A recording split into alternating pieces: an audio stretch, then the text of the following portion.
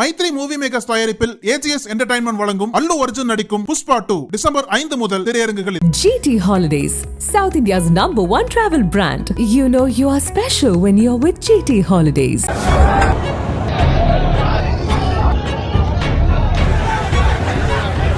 கேரள மாநிலம் பாலக்காடு மாவட்டத்தில் உள்ள கரம்பா பகுதியில் அரசு மேல்நிலைப் பள்ளி ஒன்று செயல்பட்டு வருகிறது. இந்த பள்ளியில் பாலக்காடு சுற்றுவட்டார பகுதிகளைச் சேர்ந்த ஏராளமான மாணவ மாணவிகள் படித்து வருகின்றனர். இங்கு படிக்கும் 8ஆம் வகுப்பு மாணவிகள் சிலர் பள்ளியில் தேர்வு எழுதிவிட்டு மாலை 4 மணியளவில் வீட்டிற்கு செல்வதற்காக சாலையோரம் நடந்து சென்றுள்ளனர். இவர்கள் கோழிக்கோடு சாலையில் நடந்து சென்றபோது அந்த வழியாக வந்த சிமெண்ட் லாரி ஒன்று வேகமாக வந்து கொண்டிருந்தது. ஆள் நடமாட்டம் மிகுந்த பகுதியில் அதிவேகமாக வந்த சிமெண்ட் லாரி திடீரென ஓட்டுநரின் கட்டுப்பாட்டை இழந்து அங்கு வந்த மாணவிகளின் மீது பயங்கர வேகத்துடன் மோதி அருகில் உள்ள பள்ளத்தில் கவிழ்ந்து விபத்துக்குள்ளானது. கண்ணிமைக்கும் நேரத்தில் நடந்த இந்த விபத்தால் அப்பகுதி முழுவதும் பரபரப்பான சூழல் நிலவியது.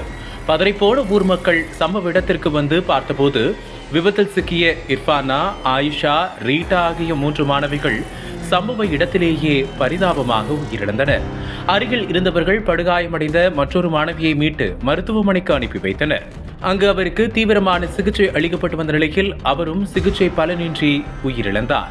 இதுகுறித்து தகவல் அறிந்த சம்பவ இடத்திற்கு வந்த போலீசார் உயிரிழந்த மாணவிகளின் உடல்களை மீட்டு பிரேத பரிசோதனைக்காக பாலக்காடு அரசு மருத்துவமனைக்கு அனுப்பி வைத்தனர். தொடர்ந்து விபத்தை ஏற்படுத்திய லாரி ஓட்டுநர் மற்றும் உதவியாளரை கைது செய்த போலீசார் வழக்கு பதிவு செய்து விசாரணை மேற்கொண்டு வருகின்றனர்.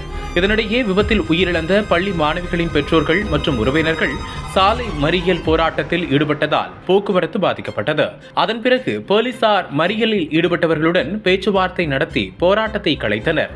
இதற்கிடையில் கட்டுப்பாட்டை இழந்து லாரி கவிழ்ந்து விபத்துக்குள்ளான சம்பவத்தில் பள்ளி மாணவிகள் 4 பேர் உயிரிழந்த சம்பவம் கேரளாவில் பெரும் சோகத்தை ஏற்படுத்தியுள்ளது. கேரள முதல்வர் பினராயி விஜயன் உயிரிழந்த மாணவிகளின் குடும்பத்திற்கு இரங்கல் தெரிவித்ததுடன் அவர்களது குடும்பத்திற்கு தேவையான நிவாரண உதவிகளை அரசு செய்யும் என உறுதியளித்துள்ளார். மேலும் விபத்து தொடர்பாக நியாயமான முறையில் விசாரணை நடத்தப்படும் எனவும் தெரிவித்துள்ளார்.